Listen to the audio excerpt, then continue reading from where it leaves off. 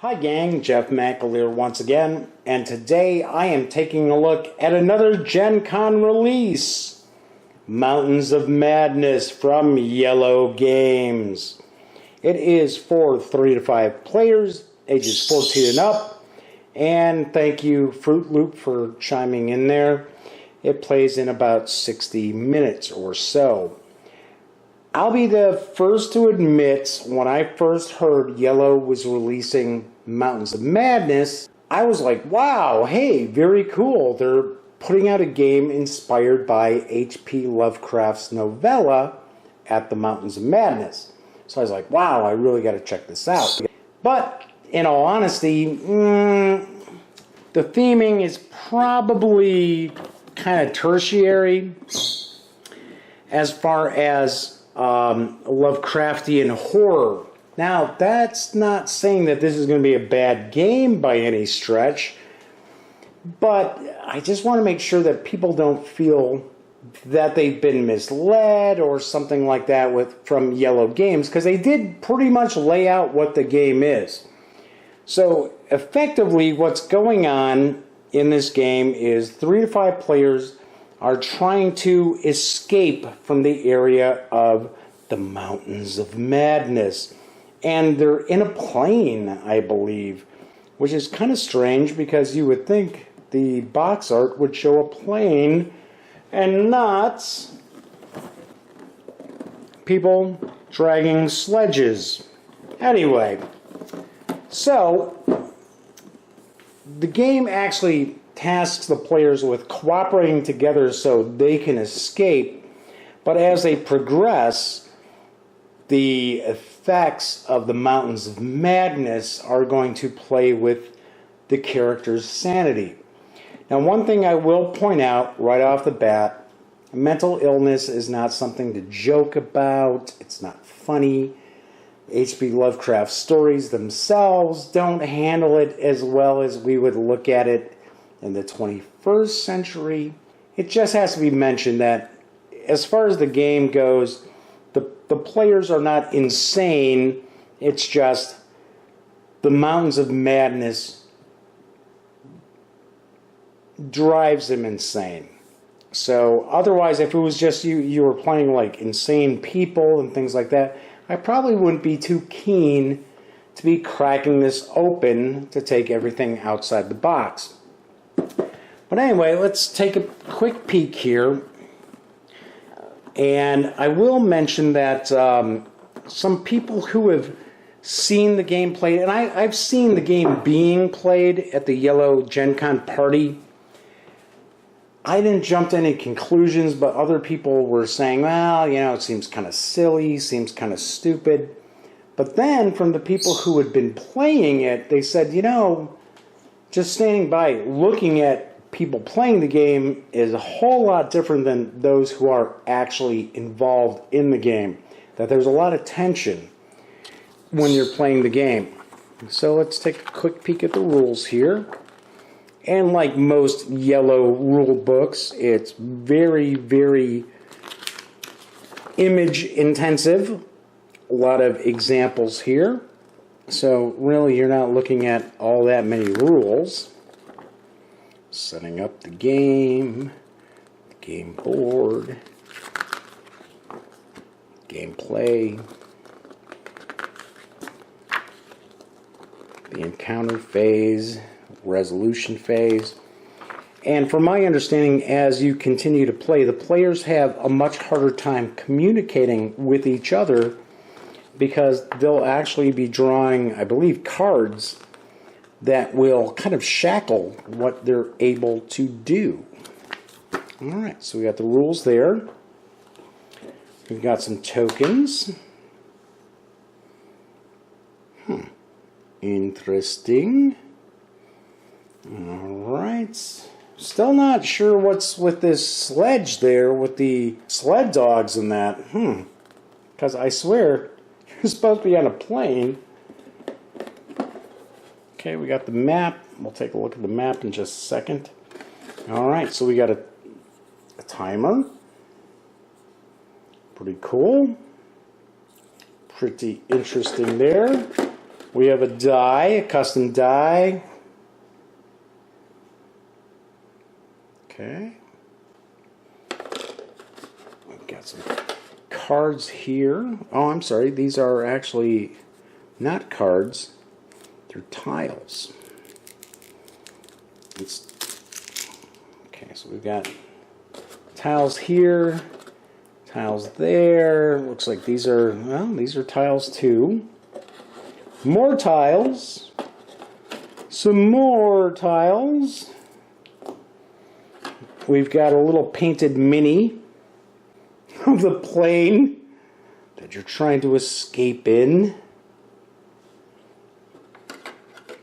I think it's going to go like that. Okay. Looks like some poker chips. Yep. Got some poker chips here. Then we also have some player boards. Danworth, Professor Lake.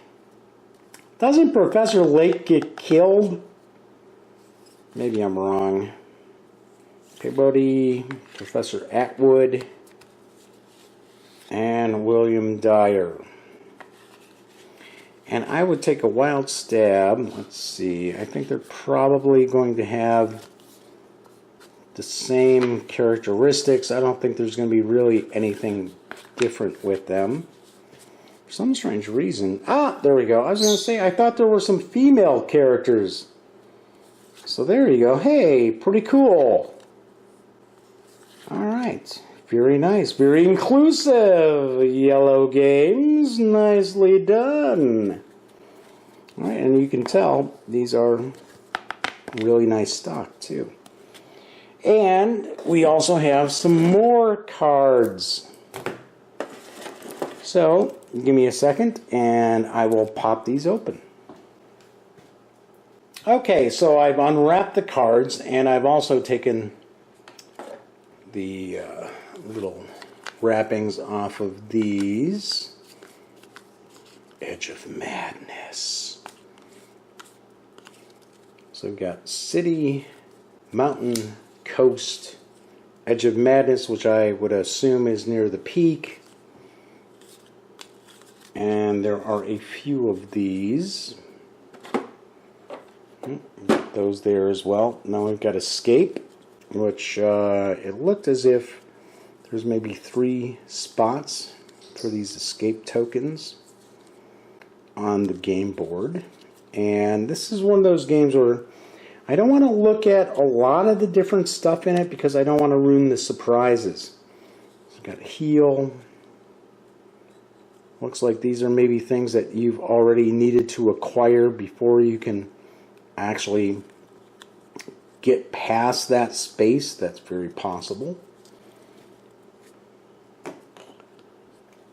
We got more of these. Coast, Edge of Madness, Mountain, Coast. Alright, so we'll take a look at just the one. So, Nothing But the Wind, Icy Cafe, Hungry Wind, Mountains. I would assume as you're progressing along the board, these are going to get much nastier.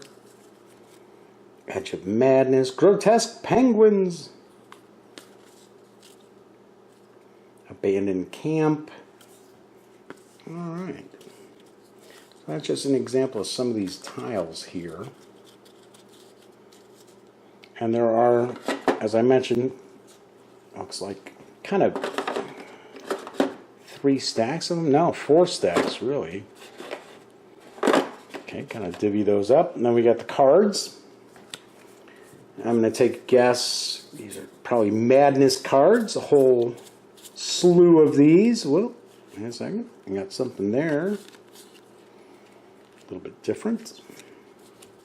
And this is a deck where I believe that they start making you kind of change how you play. So, okay, foreigners, I speak with an accent. Who cares? I close my eyes and shrug my shoulders when speaking. Cheerleader. So there's, you know, all these various cards that are going to make the players have to do different things. And I would take a guess as you're, oh, here's some blank cards. You can add your own. Need an anchor. I only speak if someone looks me in the eye. As you're playing, you're going to end up drawing more and more of these cards, and you probably have to keep them hidden so the other players don't realize what's going on with your character. Okay, so now we've got these green-backed cards. Okay, let's see the rest. This looks like probably equipment that you end up getting. Specimen A, Specimen B, Specimen C, Ruin 1. Maybe these are objective cards. Knowledge. As far as these poker chips, they both have the same icon on both sides. So this is very possible. Maybe these are your actions. Every player gets an action. Not positive yet. Once again, I point out this is an unboxing video, so it's not as if I know everything about the game. Okay, so those go in there, and then we'll quickly take a look at these cards. Injuries. Ooh, that's not good. Injury, okay, dogs, revolver. Okay, so we see we've got some values up here. And we already saw that it looked like some challenges that you face, you need to have so much, probably as a group, not just as an individual, to be able to get past that. Winter furs, electric torches. Cool. Very cool. As I had mentioned previously, just watching people play this, I had heard some, I don't want to say negative, but I mean, I had heard some people saying, well, yeah, I don't necessarily get the game.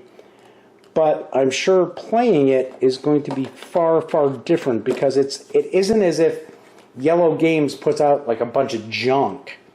So I highly doubt that they would have been busting this release out, making it a big Gen Con release, if this was a lousy game. Alright, and it looks like the board is pretty large. So, let me switch cameras, and we will take, well, no, actually, looks like I don't really need to. So, it looks as if, let's bring this up a little bit. Nah, better yet, let me break out a different camera to take a look. I've laid out the board for Mountains of Madness, and let's kind of zoom in here to get a better look. And as we can see, that is going to be the player's path up this pyramid of locations. And if we take a look here, we can see that each of these locations has a challenge, it looks like, where you're probably going to have to use those cards we were taking a peek at to fall into the range of these different icons. So it looks like arcane knowledge maybe, and weapons, tools, supplies. There's an area here for some of the decks.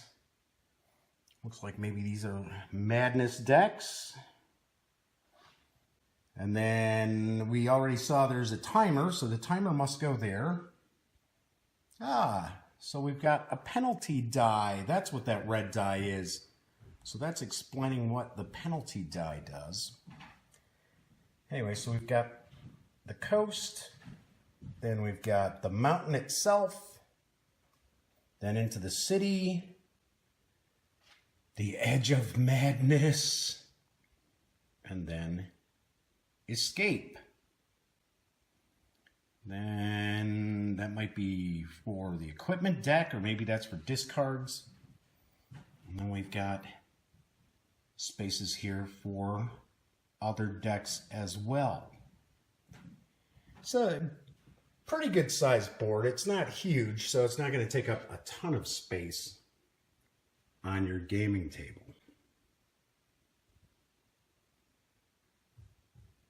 Okay, we've got the escape tiles, coast, city, mountains, edge of madness tiles all mixed throughout.